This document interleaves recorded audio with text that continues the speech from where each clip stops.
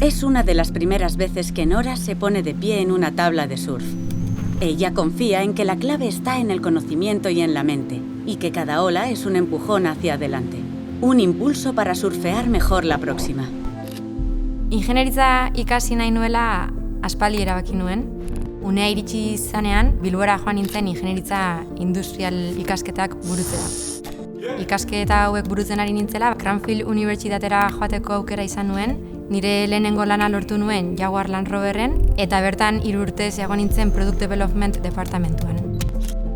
Inglaterran 4 urte egin nituen eta gestampi esker etxera itzuli nintzen Bilbora prozesu fabrikazio arloan lan egitera. Madriletik produktu ingenieria izateko aukera sortu zitzaidan eta lan hau oso interesgarria iruditu zitzaidan bai alderdi teknikoa eta antolakuntza nahasten dituelako. Madrilen bizitzen nengoela, pandemia heldu zen eta nire bizitzako olatu zailena surfeatu behar izan nuen. Zorionez, ideia argiekin harrapatu ninduen eta berrikuntza eta proiektu kudeaketa masterra ikastea erabaki nuen. Niretzako master honen puntu honetariko bat da enpresen funtzionamendu osoa ikusteko aukera dakazula. Eta ni bezalako perfil tekniko batentzako oso interesgarria eta aberatsa da beste ikuspuntu hori garatzea. Diría que nuestro máster le ha ayudado a Nora a adquirir esos conocimientos necesarios hoy en día para liderar esa situación de incertidumbre en la que vivimos.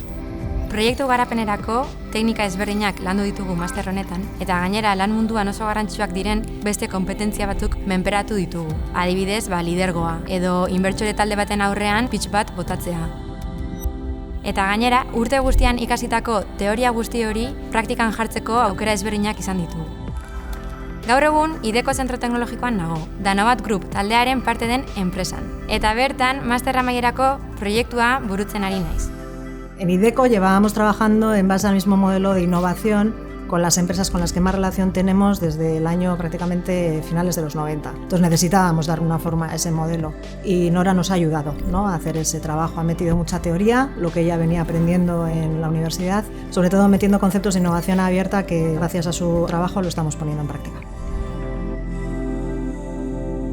La verdad es que ha sido un placer tener a Nora como alumna en nuestro máster, por su experiencia internacional, por su aportación a todas las explicaciones del profesorado y por su actitud. Master hau niretzako oso berezia izan da. Nire karrera profesionaleko urte berezinetariko bat. Eta horregatik, eskerrak eman nahi dizkiet nire irakasle eta masterreko antolatzaile guztiei bidelagun izateagatik.